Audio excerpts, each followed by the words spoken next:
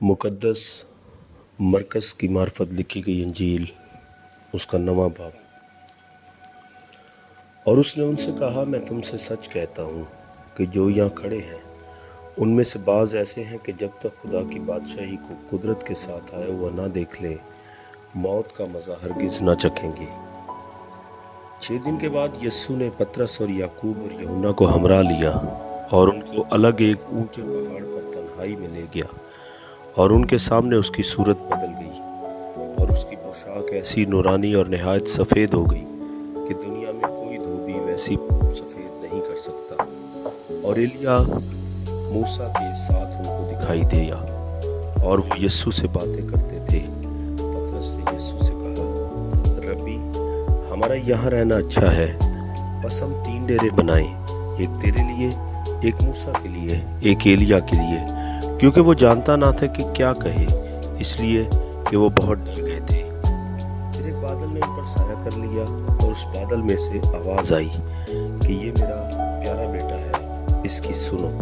और उन्होंने यकायक जो चारों तरफ नज़र की तो यीशु के सिवा और किसी को अपने साथ ना देखा। जब वो पहाड़ से उतरते थे तो उसने उनको हुक्म दिया कि जब तक इब्ने आदम मुर्दों में से जी ना उठे, जो कुछ तुमने देखा है किसी से ना कहना। उन्होंने इस कलाम को याद रखा और वो आपस में बहस करते थे कि मुर्दों में से जी उठने के क्या मायने हैं। फिर उन्होंने उससे ये पूछा कि फ़कीह क्यों कर कहते हैं कि एलिया का पहले आना ज़रूर है। उसने उनसे कहा कि एलिया अलबत्ता पहले आकर सब कुछ बहाल करेगा, मगर क्या वजह है कि इब्ने आदम के हक़ में लिखा है कि वो बहुत से दुख उठाएगा और हकीर किया जाएगा।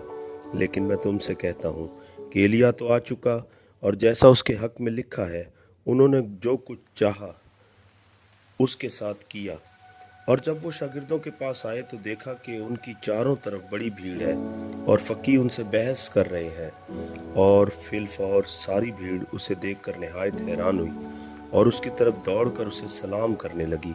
उसने उनसे पूछा, तुम उनसे क्या बहस करते हो? और भीड़ में से एक ने उसे जवाब दिया, क्या उस्ताद, मैं अपने बेटे को जिसमें गूंगी रूह है तेरे पास लाया था। वो जहाँ उसे पकड़ती है पटक देती है, और वो कफ भर लाता और दांत पीसता और सूखता जाता है। और मैंने तेरे शागिर्दों से कहा था कि वो उसे निकाल दे, मगर वो ना निकाल सके। उसने जवाब में उनसे कहा, ऐ बेअतकाद कौम, मैं कब तक तुम्हारे साथ रहूँगा? कब तक तुम्हारी बर्दाश्त करूँगा? उसे मेरे पास लाओ। बस वो उसे उसके पास लाए, और जब उसने उसे देखा तो फिलफौर रूह ने उसे मरोड़ा और वो ज़मीन पर गिरा और कफ भर लाकर लौटने लगा। उसने उसके बाप से पूछा, ये इसको कितनी मुद्दत से है? उसने कहा, बचपन ही से। और उसने अक्सर उसे आग और पानी में डाला ताकि उसे हलाक करे। लेकिन अगर तू कुछ कर सकता है तो हम पर तरस खाकर हमारी मदद कर। यीशु ने उससे कहा, क्या अगर तू कर सकता है? जो एतकाद रखता है उसके लिए सब कुछ हो सकता है।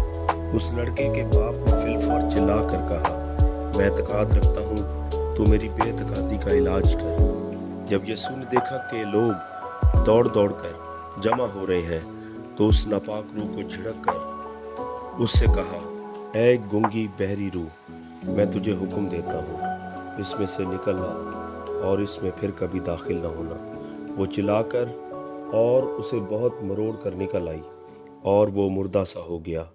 ऐसा कि अक्सरों ने कहा कि वो मर गया, मगर यीशु ने उसका हाथ पकड़कर उसे उठाया और वो उठ खड़ा हुआ। जब वो घर में आया तो उसके शागिर्दों ने तन्हाई में उससे पूछा कि हम उसे क्यों ना निकाल सके। उसने उनसे कहा कि ये किस्म दुआ के सिवा किसी और तरह नहीं निकल सकती। फिर वहाँ से रवाना हुए और गलील से होकर गुजरे, और वो ना चाहता था कि कोई जाने, इसलिए कि वो अपने शागिर्दों को तालीम देता और उनसे कहता था कि इब्ने आदम आदमियों के हवाला किया जाएगा और वो उसे कत्ल करेंगे, और वो कत्ल होने के 3 दिन बाद जी उठेगा। लेकिन वो इस बात को समझते ना थे और उससे पूछते हुए डरते थे। फिर वो कुफ्र नहूम में आए, और जब वो घर में था तो उसने उनसे पूछा कि तुम राह में क्या बहस करते थे। वो चुप रहे क्योंकि उन्होंने राह में एक दूसरे से ये बहस की थी कि बड़ा कौन है। फिर उसने बैठकर उन 12 को बुलाया और उनसे कहा कि अगर कोई अव्वल होना चाहे तो वो सबसे पिछला और सबका खादिम बने।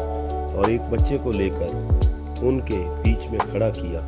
फिर उसे गोद में लेकर उनसे कहा, जो कोई मेरे नाम पर ऐसे बच्चों में से एक को कबूल करता है वो मुझे कबूल करता है, और जो कोई मुझे कबूल करता है वो मुझे नहीं बल्कि उसे जिसने मुझे भेजा है कबूल करता है। यूहन्ना ने उससे कहा, ऐ उस्ताद, हमने एक शख्स को तेरे नाम से बदरूहों को निकालते देखा और हम उसे मना करने लगे क्योंकि वो हमारी पैरवी नहीं करता था। लेकिन यीशु ने कहा, उसे मना न करना,